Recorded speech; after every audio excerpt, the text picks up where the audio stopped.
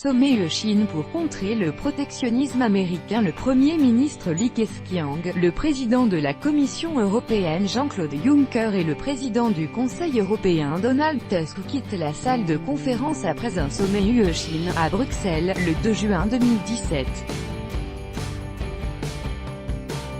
Emmanuel Dunant, AFP. Le président du Conseil européen Donald Tusk et le président de la Commission européenne Jean-Claude Juncker se rendent lundi 16 et mardi 17 juillet à Pékin pour constituer un bloc destiné à s'opposer au protectionnisme américain, mené par Donald Trump au nom de « l'Amérique d'abord ». Les deux dirigeants européens se rendront ensuite à Tokyo pour lancer également un vaste accord de libre-échange avec le pays du soleil levant. Le 20e sommet Union européenne-Chine qui commence lundi 16 juillet à Pékin tombe à point nommé pour démontrer la volonté des deux partenaires de poursuivre et même renforcer leurs relations commerciales.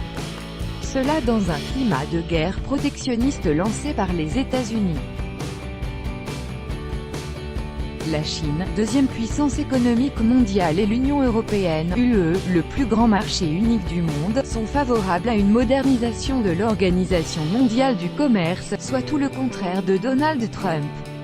Unis pour lutter contre les droits de douane imposés par les États-Unis aux importations d'acier et d'aluminium, l'UE et la Chine sont cependant en désaccord sur certaines pratiques commerciales chinoises qualifiées de dumping par les Européens.